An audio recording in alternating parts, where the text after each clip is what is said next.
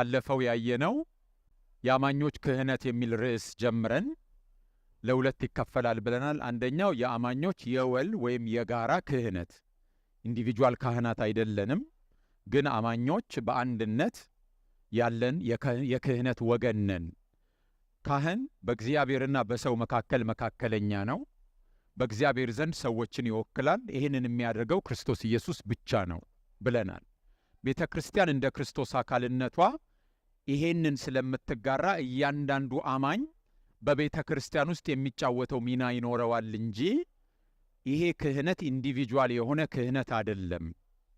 በጴጥሮስ ላይ አንደኛ ጴጥሮስ ምዕራፍ 2 ላይ የተጻፈውም የክህነት ወገን ነው የሚለው፣ ራእይ መጽሐፍ ላይም የተጻፈው መልእክቶቹ ጭምር ደብዳቤዎቹ ለቤተ ክርስቲያን ነው። ስለዚህ ግለሰብ ካህናትን የሚመለከት አይደለም የሚል አይተናል። ኢቭን የቤተ ክርስቲያን መዋቅር ላይ ከፍታውን የያዙ በአመራር በማገልገል እነሱን አይመለከትም ብለናል። ይሄን ስንል ግን ጨርሶ ክህነት ግላዊ ገጽታ የለውም ማለት አይደለም። እያንዳንዳችን አዲስ ኪዳን ላይ ያለን አማኞች የምንጫወተው ሚና አለን። ዛሬ የምናየው እሱን ነው። እያንዳንዱ አማኝ ክህነትን የሚያገኘው በቤተ ክርስቲያን ክህነት ውስጥ መሆኑ እውነት ቢሆንም እያንዳንዱ አማኝ ክህነትን በግሉ የሚገልጥበት ገጽታም አለው እና እነዚህን ከተለያዩ የመጽሐፍ ቅዱስ ክፍሎች ዛሬ እናያለን። ሮሜ 15 ከ16 እስከ 17 ሮሜ 15 ከ16 እስከ 17 በአዲስ ትርጉም ላንብበው። እንደዚህ ይላል ሐዋርያው ጳውሎስ፣ ይህም ጸጋ የተሰጠኝ የእግዚአብሔርን የምሥራች ቃል ለአሕዛብ ለማብሰር እንደ ካህን ሆኜ ኢየሱስ ክርስቶስን ለማገልገል ነው። እንደምን ሆኜ? እንደ ካህን ሆኜ። ስለዚህ አሕዛብ በመንፈስ ቅዱስ የተቀደሰና እግዚአብሔርን ደስ የሚያሰኝ መሥዋዕት እንዲሆኑ አገለግላለሁ። በዚህ ምክንያት በኢየሱስ ክርስቶስ እግዚአብሔርን ለማገልገል በመቻሌ እመካለሁ ነው የሚለው። ስለዚህ ይሄ የሚያወራው አንደኛ ሐዋርያው ጳውሎስ በግሉ ስላለው ሚና ነው የሚናገረው። እንደ ካህን ሆኜ ነው የሚለው፣ ሆነን አይደለም። ሆኜ ስለሚል ኦኬ፣ ይሄ ግላዊ ገጽታ ነው ማለት ነው። ካህን የሚለውን ቃል መጠቀሙ ብቻ ሳይሆን አሕዛብ በመንፈስ ቅዱስ የተቀደሰና እግዚአብሔርን ደስ የሚያሰኝ ምን መሥዋዕት እንዲሆኑ ስለሚል የካህን ሥራ ሌላኛው ምን ማድረግ ነው? መሥዋዕት ማቅረብ ስለሆነ፣ ስለዚህ ይሄ ስለ ክህነት ነው የሚናገረው። በዚህ ስፍራ ሐዋርያው ጳውሎስ ስለማገልገሉ ሲናገር ሊተርጎን የሚል የግሪክ ቃል ነው የተጠቀመው። ይሄ የግሪክ ቃል የክርስቶስን ሊቀ ካህናዊ አገልግሎት ለማገልገል ለመጥቀስ ዕብራውያን 8 ላይ ውሏል። ዕብራውያን 8 ቁጥር 2 ላይ እንደገና ደግሞ የአይሁድ ክህነት የአይሁድ ሊቀ ካህናት አሮናዊ ሊቀ ካህናትን ለመግለጥ ዕብራውያን 10:11 ላይ ውሏል። ይሄ ቃል ዕብራውያን 8:2 ላይ ለክርስቶስ፣ ለብሉይ ኪዳን ሊቀ ካህናት ደግሞ ዕብራውያን 10:11 ላይ ውሏል። ይሄንኑ ቃል ሐዋርያው ጳውሎስ አሁን ባነበብነው ክፍል ለራሱ አገልግሎት አውሎታል። ስለዚህ ይሄ ክህነት ልክ እንደ ብሉይ ኪዳን ሊቀ ካህናት አይነት አገልግሎት ማለት ነው። በዚህ ረገድ የሐዋርያው ጳውሎስ ካህናዊ አገልግሎት ግን ወንጌል ከመስበክ ጋር የተያያዘ ነው በዚህ ክፍል መሰረት። ስለዚህ ሐዋርያው ጳውሎስ እንደ ካህን የሚያገለግለው የእግዚአብሔርን ወንጌል በመስበክ እንደ ካህን የሚያገለግለው በእግዚአብሔር ፊት ተቀባይነት ያለው መሥዋዕት አድርጎ አሕዛብን ለማቅረብ ነው። አሕዛብን በእግዚአብሔር ፊት ተቀባይነት ያለው መሥዋዕት አድርጎ ለማቅረብ ነው። ይሄ በብሉይ ኪዳን ኢሳይያስ 66 19ና 20ን መመልከት እንችላለን። ኢሳይያስ 66 19ና 20ን ስናነብ በመካከላቸው ምልክት አደርጋለሁ፣ ከእነርሱም የዳኑትን ዝናዬን ወዳልሰሙ ክብሬንም ወዳላዩ ወደ አሕዛብ፣ ወደ ተርሴስ፣ ወደ ፉጥ፣ ወደ ሉድ፣ ያዋን በሩቅ ወዳሉ ደሴቶች እልካቸዋለሁ። በአሕዛብም መካከል ክብሬን ይናገራሉ። የእስራኤል ልጆች ቁርባናቸውን በጥሩ ዕቃ አድርገው ወደ እግዚአብሔር ቤት እንደሚያመጡ እንዲሁም ለእግዚአብሔር ቁርባን የሆን ዘንድ ወንድሞቻችሁን ሁሉ በፈረሶችና በሰረገሎች በአልጋዎችና በበቅሎች በጠያር ግመሎችም ላይ አድርገው ከአሕዛብ ሁሉ ወደ ተቀደሰው ተራራዬ ወደ ኢየሩሳሌም ያመጧቸዋል ይላል እግዚአብሔር ይላል። ይህንን ሐሳብ የሚደግፍ ነው ሐዋርያው ጳውሎስ፣ ወይ ከዚህ ጋር የሚጣጣም ነገር ነው የሚናገረው።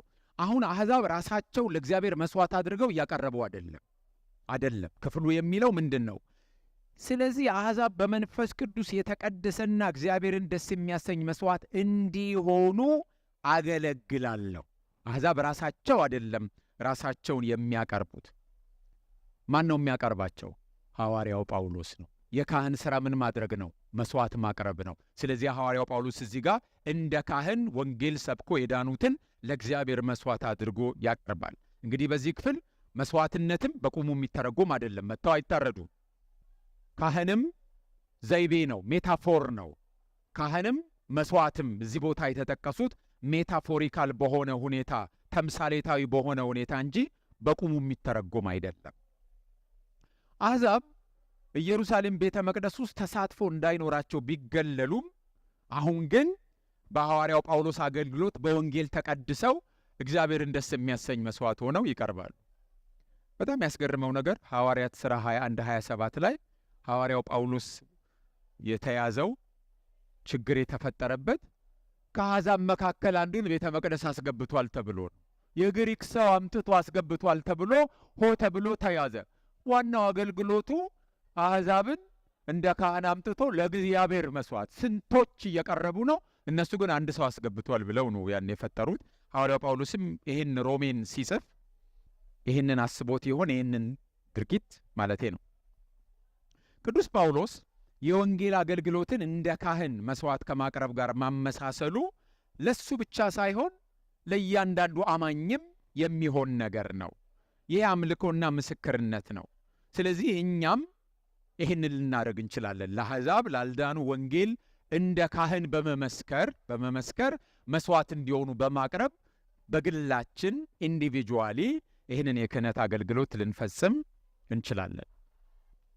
እግዚአብሔርን ስናመልክና ስሙን ስንቀድስ ስሙን ለዓለም ልንመሰክር እንወጣለን።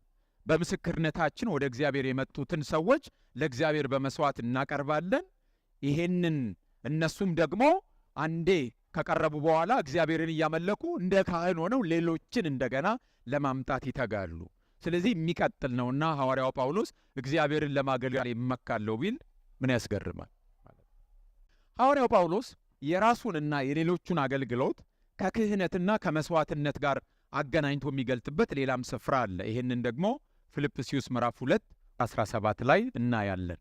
ፊልጵስዩስ ምዕራፍ 2:17 በአዲሱ መደበኛ ትርጉም አነበዋለሁ። በእምነታችሁ መሥዋዕትና አገልግሎት ላይ እንደ መጠጥ ቁርባን ብፈስ እንኳ ከሁላችሁ ጋር ደስ ይለኛል፣ ሐሴትም አደርጋለሁ። እምነታቸውን እንደምን ያቀርባል? በእምነታችሁ መሥዋዕትና አገልግሎት ላይ እኔ እንደ መጠጥ ቁርባን ብፈስ እንኳ ከሁላችሁ ጋር ደስ ይለኛል ይላል። ፊልጵስዩስን የጻፈው ሐዋርያው ጳውሎስ እስር ቤት ሆኖ ነው። መከራ ገጥሞታል። በመከራው ግን እየተመረረ አይደለም። ሞት ተፈርዶበት በሰማዕትነት ቢያልፍ እንኳን ሞቱን ለእግዚአብሔር እንደቀረበ ቁርባን ነው የሚቆጥረው። ብፈስ እንኳን ነው የሚለው። አይሁድ ከመሥዋዕታቸው መካከል አንዱ ለእግዚአብሔር የሚፈስ የመጠጥ ቁርባን የሚባል አለ። መሥዋዕቶቹ ብዙ ናቸው አይደል? የኃጢአት መሥዋዕት አለ፣ የሰላም መሥዋዕት አለ አይደል? የምስጋና መሥዋዕት እያልን ስንሄድ አንዱ ደግሞ የሚፈስ የመጠጥ ቁርባን አለ። ዘሁልቁ 28:7 እንመልከት። ዘሁልቁ 28:7 ቁጥር 6 ስለሚቃጠል መሥዋዕት ያቀርብና ቁጥር 7 የመጠጡ ቁርባን ለአንድ ጠቦት ይህን መስፈሪያ 4ኛው እጅ ነው። በመቅደሱ ውስጥ ለእግዚአብሔር ለመጠጥ ቁርባን መጠጥ ታፈሳለ። ስለዚህ ለእግዚአብሔር የሚቀርብ ምን አለ? የመጠጥ ቁርባን አለ ማለት ነው። ከመሥዋዕቶቹ መካከል የእንስሳ የሚቃጠል አለ፣ የሚወዘወዝ የእህል ምርት አለ። ልክ እንደዛው ደግሞ የሚፈስ የመጠጥ ቁርባን አለ። ስለዚህ ቅዱስ ጳውሎስ ይሄንን ከአይሁድ ሥርዓት ከዚህ ይሄንን ዳራ አምጥቶ የእሱን አገልግሎት የፊልጵስዩስ አማኞችን እምነትና ሕይወት አንድ ላይ አጋምዶ ነው የሚያቀርበው። አሕዛብም እንዲህ አይነት መስዋዕት ስለነበራቸው የፊልጵስዩስ ሰዎች ይገባቸዋል፣ አይሁዳውያኑም ይገባቸዋል። አሕዛብም ደግሞ ይህ አይነት ሃይማኖት ስርዓት ስለነበራቸው ሐዋርያው ጳውሎስ የጻፈው ለሁለቱም ግልጽ ነው። ሐዋርያው ጳውሎስ ይህን ምስያ ያቀረበው ምናልባት አንዱ የሐዋርያነት ሕይወቱን ሊሆን ይችላል። በቃ የሐዋርያነት ሕይወት የጠቅላላ ለእግዚአብሔር የፈሰሰ የመጠጥ ቁርባን ነው እያለ ሊሆን ይችላል። ወይም ደግሞ የመጨረሻ ሕይወቱን በቃ ሞት ተፈርዶበት ቢሞት እንኳን ከሁለት አንዱን እያለ ሊሆን ይችላል። ሁለቱንም ሊሆን ይችላል። የመጠጥ ቁርባን የዋና መስዋዕት ጭማሪ ነው። ከላይ እንዳየነው የሚቃጠል መስዋዕት አለ፣ በዛ ላይ ጭማሪ ነው፣ ዋናው ነገር አይደለም። እግዚአብሔርን የሚያስደስት የሚቃጠል መስዋዕት አለ፣ በሱ ላይ ትፍጽምት ወይም ኮምፕሊሽን ነው። የሚገርመው ሐዋርያው ጳውሎስ በዚህ ስፍራ ላይ የራሱን መስዋዕትነት እንደ ገድል እየቆጠረ ወይም እያወራ እያቀረበ አይደለም። ዋናው መስዋዕት የቱ ነው? የፊልጵስዩስ አማኞች እምነት። ምክንያቱም ክፍሉ የሚለው በእምነታችሁ መስዋዕትና አገልግሎት ላይ ዋናው መስዋዕት የነሱ ነው፣ በዛ ላይ እንደ መጠጥ ቁርባን ብፈስ እንኳን ነው የሚለው። ስለዚህ የእሱን ገድል አይደለም እያወራ ያለው። ዋናው መስዋዕት የት ነው ያለው? የአማኞቹ የፊልጵስዩስ አማኞች እምነት ነው። የእሱ ሕይወት ጠቅላላውን ወይም በሰማዕትነት ማለፉ ምንድን ነው? ጭማሪ ነው። ስለዚህ የእሱን አይደለም ገድል እያወራ ያለው። አስቀድሞ የእነሱን እምነት በመስዋዕትነት ካቀረበ በኋላ የእሱ ጭማሪ ነው። ስለዚህ ሐዋርያው ጳውሎስ የፊልጵስዩስ አማኞችን እንደምን አቅርቧቸዋል? እንደ ካህናት። እምነታቸው እንደ ምንድን ነው እየቀረበ ያለው? እንደ መስዋዕት። ስለዚህ እንደ አማኝ በግላችን እምነታችንን፣ ሕይወታችንን፣ መሰጠታችንን ለእግዚአብሔር መስዋዕት አድርገን ማቅረብ እንችላለን። ስለ ወንጌል እውነት ሕይወታችንን አሳልፈን ብንሰጥ እንኳን የሚፈስ ቁርባን ሊሆን ይችላል። ሐዋርያው ጳውሎስ ሕይወቱን እንደሱ ካቀረበ እኛም ሕይወታችንን እንደሱ ልናቀርብ እንችላለን። ሐዋርያው ጳውሎስ የሌሎችን ስጦታና አገልግሎት እንደ መስዋዕት ይቆጥራል ማለት ነው። በሌላም ስፍራ እዛው ፊልጵስዩስ ውስጥ 4:18 ላይ ፊልጵስዩስ 4:18 የተወደደ መስዋዕት የሚሆነውን ለእግዚአብሔርም ደስ የሚያሰኘውን ስጦታችሁን ከአፍሮዲቱ እጅ ተሞልቼዋለሁ ይላል። እነዚህ ሰዎች ለሐዋርያው ጳውሎስ ለአገልግሎቱ ድጋፍ እንዲሆን የገንዘብ ስጦታ አድርገውለታል። ሐዋርያው ጳውሎስ ይህንን ስጦታ እግዚአብሔርን ደስ እንደሚያሰኝ መስዋዕት ነው የቆጠረው። ሰዎች በእምነተኛ መስዋዕት እግዚአብሔርን ያከብራሉ። የሚቃጠል መስዋዕት ከኃጢአት ጋር የተገናኘ አይደለም። የኃጢአት መስዋዕት ሌላ ነው። የሚቃጠል መስዋዕት እግዚአብሔርን ለማስደሰት የሚቀርብ ነው። ለምሳሌ ከጥፋት ውሃ በኋላ ዘፍጥረት 8:21 ላይ ኖህ ለእግዚአብሔር የሚቃጠል መስዋዕት አቀረበ፣ እግዚአብሔር አሸተተና ደስ ተሰኘ። ይሄ የኃጢአት ይቅርታ ለማግኘት የሚቀርብ መስዋዕት አይደለም። የሚቃጠል መስዋዕት እግዚአብሔርን ለማስደሰት የሚቀርብ መስዋዕት ነው። አሮንና ልጆቹም አውራ በግ አርደው ይህንን ስቡን የሚቃጠል መስዋዕት አድርገው እንዲያቀርቡ ዘጸአት 29:18 ላይ ቀርበዋል። ዘጸአት 29:18 ለእግዚአብሔር የሚቃጠል መስዋዕት ጣፋጭ ሽቱ ነው ይላል። በቃ ለእግዚአብሔር ያ ሽታ ምንድን ነው?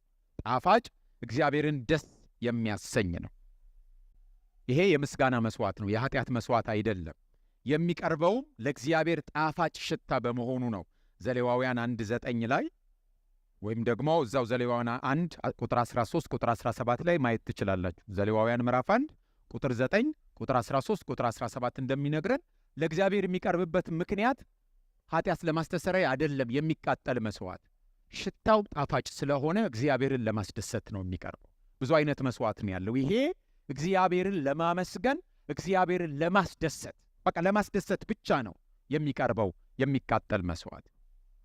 ጌታችን ኢየሱስ ክርስቶስም በኤፌሶን ምዕራፍ 5 ቁጥር 2 ላይ ስታየው ራሱን ለእግዚአብሔር መዓዛ ያለው መባና መስዋዕት አድርጎ እንደሰጠ ይናገራል። ኤፌሶን ላይ የሚቃጠል መስዋዕት ክርስቶስ ራሱን ያቀረበበት ብዙ አይነት የመስዋዕት ገጽታ አለው። ብሉይ ኪዳን ውስጥ ብዙ አይነት ገጽታዎች እንዳሉ የኃጢአት ይቅርታ ለማግኘት የሚቀርብ መስዋዕት አለ። እግዚአብሔርን ለማስደሰት የሚቀርብ መስዋዕት አለ። ክርስቶስ ራሱን ሲሰጥ ብዙ አይነት መስዋዕት ነው። በኤፌሶን 5:2 መሰረት ደግሞ እግዚአብሔርን ደስ ለማሰኘት የቀረበ መስዋዕት ነው። በብሉይ ኪዳን ያሉ መስዋዕቶች በሙሉ ተጋምደው ክርስቶስ ኢየሱስ ሁሉንም ይገልጣል። እሱ ሌላ ርዕስ ነው። መስዋዕት ይሄኛው ከእንስሳም ይሁን ከሰብል ተወስዶ ለእግዚአብሔር ይቀርባል። ስለዚህ ሐዋርያው ጳውሎስ የፊልጵስዩስ አማኞች እርሱ ለሚያካሂደው የወንጌል ሥራ መስፋፋት ያደረጉትን ስጦታ መስዋዕት አድርጎ ነው ያቀረበው።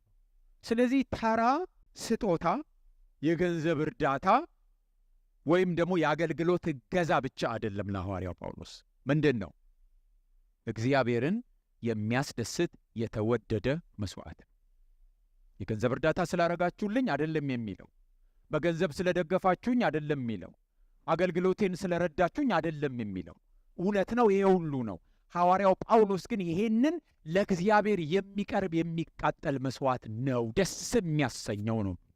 ስለዚህ ለወንጌል ሥራ ገንዘብ ስንሰጥ በግላችን አሁን እያየን ያለነው የአማኞችን ግላዊ የክህነት ገጽታ ነው።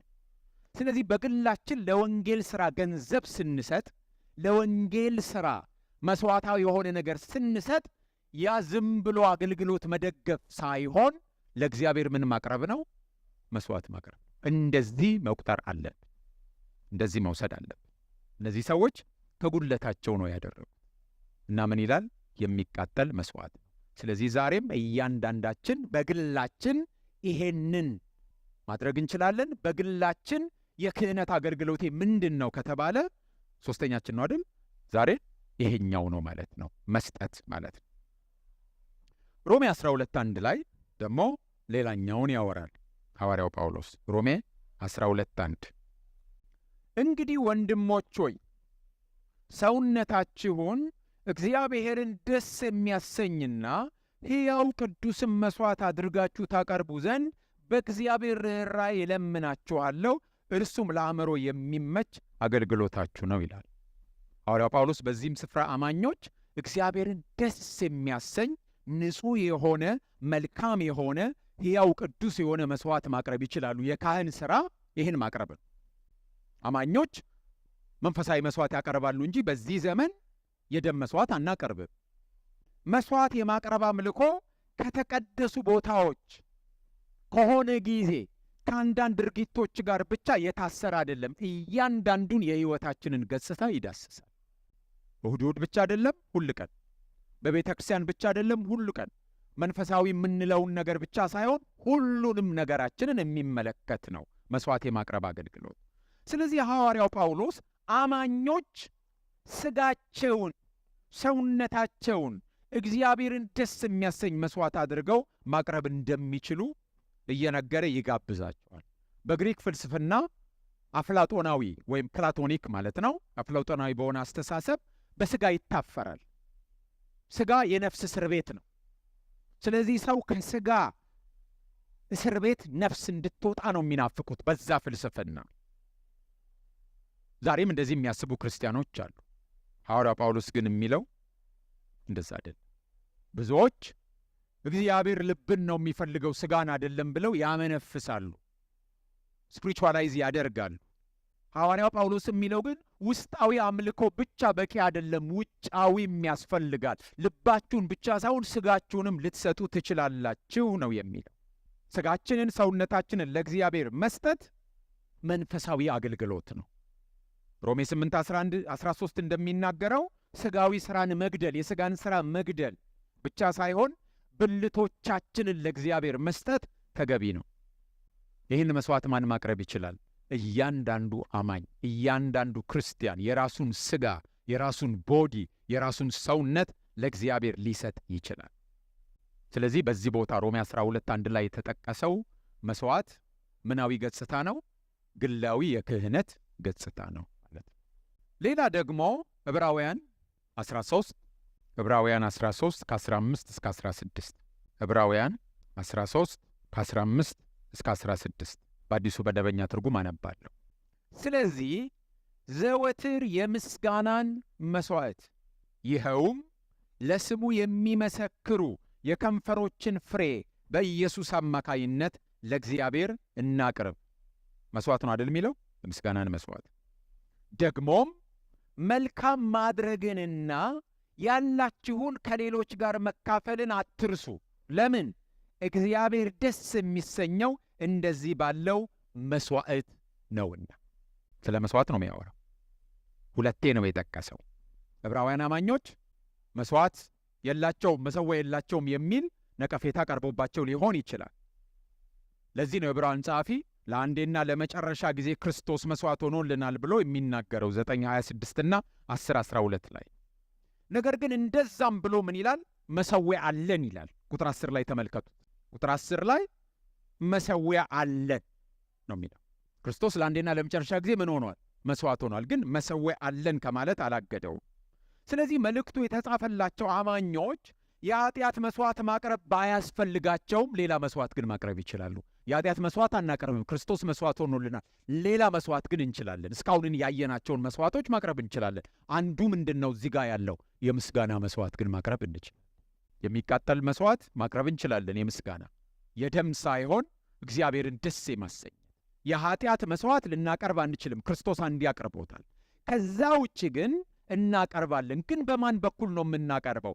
በክርስቶስ በኩል ነው። ምክንያቱም እንዴት ነው የሚለው? ስለዚህ ዘወትር የምስጋናን መስዋዕት ይኸውም ለስሙ የሚመሰክሩ የከንፈሮችን ፍሬ በኢየሱስ አማካይነት ለእግዚአብሔር እናቅርብ ነው የሚለው። ስለዚህ የክርስቶስን መስዋዕትነት ፍጽምና የሚቀበሉ ሁሉ የምስጋና መስዋዕታቸውን በማን በኩል ነው የሚያቀርቡት? በኢየሱስ በኩል ነው የሚያቀርቡት። አሁን የእንስሳ መስዋዕት ማቅረብ አያስፈልገን። አሁን የምናቀርበው በዚህ ክፍል መሰረት የምን መስዋዕት ነው? ምስጋና መስዋዕት። ይሄ መዝሙር 50 ቁጥር 14 እና ቁጥር 23 ላይ አስቀድሞ ተነግሯል። መዝሙር 50 ቁጥር 13 የፍሪዳውን ሥጋ እበላለሁን? የፍየሉንስ ደም እጠጣለሁን? ለእግዚአብሔር የምስጋናን መስዋዕት ሰዋ፣ ለልዑልም ስእለትህን ስጥ ይላል።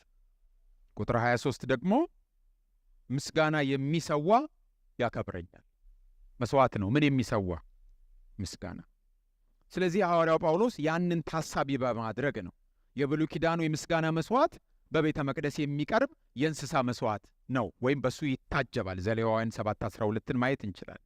ለእኛ ግን ደም አልባው መስዋዕታችን ማለትም ምስጋናችን በቦታና በጊዜ አይገደብም። የምን ፍሬ ነው የሚለው? የከንፈራችን የወሰደው ከሆሴዕ 14:2 ላይ ነው። ሆሴዕ 14:2 ምን ይላል? በወይፈን ፋንታ የከንፈራችንን ፍሬ እንሰጣለን ይላል። በወይፈን ፋንታ። ስለዚህ ኢየሱስ ሊቀ ካህናት በመሆኑና ከእርሱ በቀር ወደ እግዚአብሔር መቅረብ ስለማይቻል ይህንን መስዋዕት የምናቀርበው በኢየሱስ በኩል ነው። የምስጋና መስዋዕታችን ምን ያካትታል? ዝማሬን ያካትታል። መዘመር የምስጋና መስዋዕት ማቅረብ ነው። እንደ ካህን ይህን ማቅረብ እንችላለን። አሕዛብ ደስ በመስከር ስሙን መመከር መቅረብ ነው። ለምሳሌ መዝሙር 7:17 ላይ ይህንን እንየው። መዝሙር 7:17 እግዚአብሔርን እንደመሰክረው ለልዑልም በግዝም አለው ይላል። ለእግዚአብሔር መምር ደግሞ ጎረቤቶቻቸው የሚያመልኳቸውን ባዕዳን አማልክት መናም ጭምር የምስጋና ማቅረብ። መዝሙር 16:2 እና 4 መዝሙር 6:4 እግዚአብሔርን አንተ ጌታዬ ነህ አልኩ፣ ካንተ በቀር በጎነት የለኝም። ቁጥር 4 ወደ ሌላ ለሚፋጠኑት ወደ ሌላ አምላክ መከራቸው ይበዛል። የቁርባናቸውን ደም እኔ አላፈሰውም፣ ስማቸውንም በከንፈሬ አልጠራም። ስለዚህ ሌሎችን ሪጀክት ማድረግ፣ ሌሎችን አማልክትን ባዕዳን አማልክትን ሪጀክት ማድረግ ወይም መናቅ ለእግዚአብሔር ምን ማቅረብ ነው? የምስጋና መስዋዕት ማቅረብ። የምስጋና መስዋዕት ማቅረብ ይሄ ብቻ አይደለም።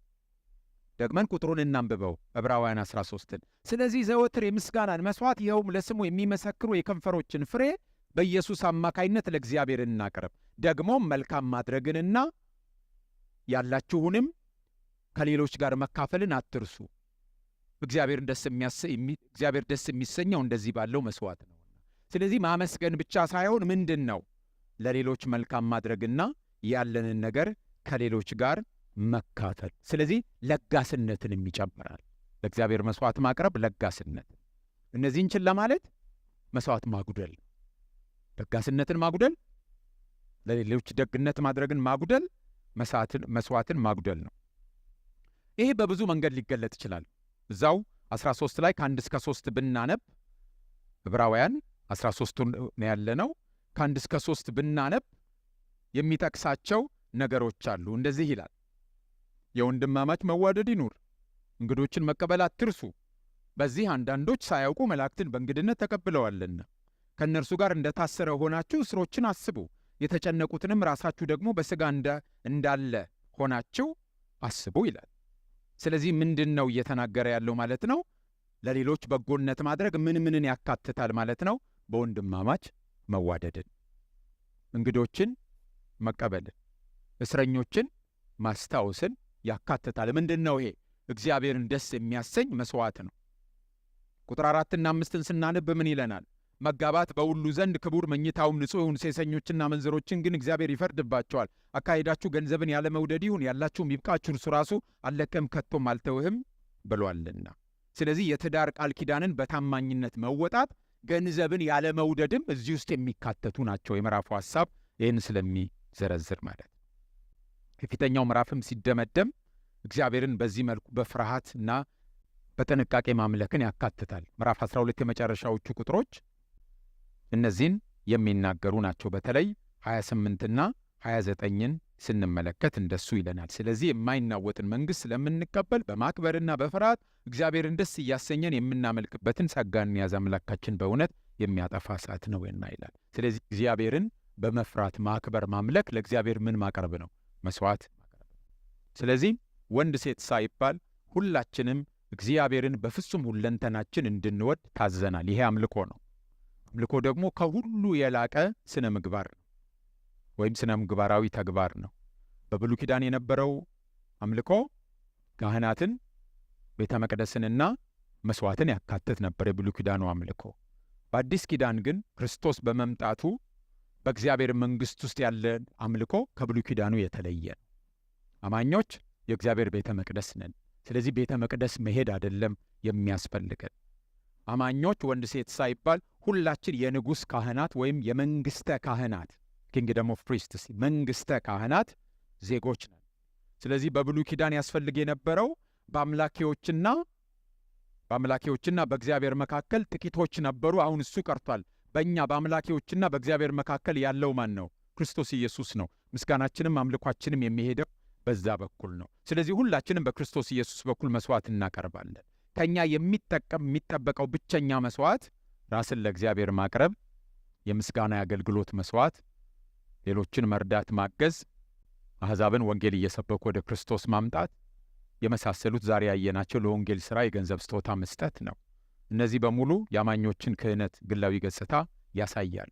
እያንዳንዳችን ሥጋችንን ለእግዚአብሔር በማስገዛት ለእግዚአብሔር ምስጋና በማምጣት የምሥራቹን ለሌሎች በመናገር ለወንጌል ሥራ ገንዘብ በማውጣት የትዳራችንን ንጽሕና በመጠበቅ ገንዘብን ባለመውደድ ችግረኞችን በመርዳትና ለሌሎች በመቆረስ ክህነታችንን እንኖረዋለን። ኢንዲቪጁዋሊ ማለት እያንዳንዳችን ለእግዚአብሔር መሥዋዕት እናቀርባለን።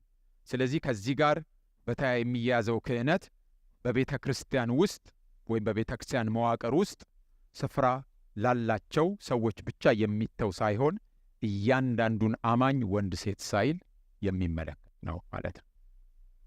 ይህን ይመስላል የአማኝ ክህነት ግላዊ ገጽታ። ስለዚህ እናጠቃለው ጠቅላላ የምዕራፉን ሐሳብ ማለት ነው። ክርስቶስን ሊቀ ካህንነት የሚመለከተውን ሐሳብ እናጠቃለው። እግዚአብሔር ከዘላለም ጥፋት እንድናመልጥ እና ጽድቅ እንድናገኝ ልጁን ኢየሱስ ክርስቶስን ልኮልናል። ከኃጢአታችን ከነጻን በኋላ በሞቱ ከዳንን ከእግዚአብሔር ጋር ከታረቅን በኋላ ለምንሰራው ለምንወድቅበት ኃጢአትም የክርስቶስን ምልጃ እንድናገኝ ክርስቶስ ኢየሱስን ሊቀ ካህናት አድርጎ ሾመው። ስለዚህ ኢየሱስ ሊቀ ካህናዊ ምልጃው የመጨረሻ ድነታችንን በሚመለከት ጨፍጫፊ ነጥብ ሳይሆን ዋና ወይም አንኳር ነጥብ ነው። ብዙ ጊዜ ስለ መዳን ስናነሳ የክርስቶስን ሞትና ግፋ ከትንሣኤ ነው የምናነሳው። ሞትና ትንሣኤውን ነው አንስተን የምናቆመው። ነገር ግን ስለ መዳናችን ስናነሳ ደጋግሜ እንደምለው ሰው ከመሆኑ ጀምሮ ዳግም እስከ መምጣቱ ያለው ጉዳይ በሙሉ ሰው መሆኑ፣ ጽድቅን መፈጸሙ፣ መሞቱ፣ መነሳቱ፣ ማረጉ፣ ስለኛ መማለዱ፣ ዳግም መምጣቱም ከድነታችን ጋር የተያዘ ስለሆነ የክርስቶስ ሊቀ ካህናዊ ምልጃ ለድነታችን ዋና ጉዳይ ነው፣ አንኳር ጉዳይ ነው እንጂ ጭፍጫፊ ጉዳይ አይደለም። ስለዚህ የክርስቶስ ሊቀ ካህንነት ደግሞ ሰው ከመሆኑ ጋር የተያያዘ ነው። ኢየሱስ ሰው ባይሆን ኖሮ በእግዚአብሔርና በሰው መካከል መካከለኛ አይሆንም ነበረ። ሰው መሆኑ ቢያከትም ኖሮ ሊቀ ካህናዊ አገልግሎትና ምልጃውም አክትሞ ነበር። ኢየሱስ ክርስቶስ ግን ሊቀ ካህንነቱ አሁንም ያላበቃ መሆኑ አሁንም ሰውነቱ ላለማብቃቱ ማስረጃ ነው። አሁንም አምላክ ብቻ ሳይሆን ሰው መሆኑንም ነው የሚያሳየው። እግዚአብሔር ሰው ሲሆን እንደ መብረቅ አንዴ ብልጭ ብሎ ድርግም የሚል ሰውነትን ከኛ አልተካፈለም። ሰው ሆነ፣ እስካሁንም ሰው ነው። ስለዚህ አሁንም በሰማይ ያለው ከብሮ ያለው ከኛ በወሰደው ሰውነት ነው። አንዴ ብልጭ ብሎ እንደሚጠፋ ሰውነትን ወስዶ የሆነ ነገር አቺቭ አድርጎ ሰውነቱን አውልቆ አልጣለውም። ስለዚህ እኛ የተጣልን አይደለንም። ከኛ በወሰደው ሰውነት ምን አድርጎበታል? ከብሮበት በሰማይ አለ። ወደ ሰማይ ሲሄድ ሰውነቱን አውልቆ ስላልጣለው እኛም አልተጣልንም። በእግዚአብሔር ፊት አሁንም በክርስቶስ እንደተወከልን አለን። እርሱ ሰው ብቻ ባለመሆኑ አምላክም በመሆኑ በሰውና በእግዚአብሔር ዘንድ መካከለኛ እሱ ብቻ ነው። ለዚህ ነው ሞቱ ለመላ ዓለሙ ፋይዳ የሚኖረው። ሰው ብቻ ቢሆን አንድ ሰው ለዚህ ሁሉ ለመላ ዓለሙ ድነት ለማምጣት አይችልም፣ ሰው ብቻ ቢሆን ኖሮ። ነገር ግን እሱ ሙሉ ሰው ብቻ ሳይሆን ሙሉ አምላክም ነው። መለኮትና ሰው በእርሱ ተጋጥመዋል። በሰውነት የመለኮት ሙላት በእርሱ ተገልጦ ይኖራል። ስለዚህ አምላክና ሰው በክርስቶስ ተጣምረዋል። ክርስቶስ ያማልዳል፣ ክርስቶስ ያድናል። ሰዎች በእሱ ወደ እግዚአብሔር ይቀርባሉ፣ ሰዎችን ወደ እግዚአብሔር ያቀርባል። ሰዎች ሁልጊዜም ወደ እግዚአብሔር ፊት ለመቅረብ ከክርስቶስ የተነሳ መተማመኛና ድፍረት አላቸው። መሥዋዕቱን ለአንድና ለመጨረሻ ጊዜ አቅርቦ በአብ ቀኝ ተቀምጧል። ከአባቱ ጋር ያለው ግንኙነት ከቶ አይቋረጥም። የክህነት አገልግሎቱ ከቶ አይቋረጥም። ስለዚህ ሁል ጊዜም በእግዚአብሔር ዘንድ ይወክለናል። በእግዚአብሔር ዘንድ ሁል ጊዜ በማንኛውም ሁኔታ በክርስቶስ በኩል ለመቅረብ እንችላለን። ይሄ ደግሞ በአባቱ ዘንድ እኛን ወክሎ ስለኛ ስለመማለዱ ነው የሚነግረን።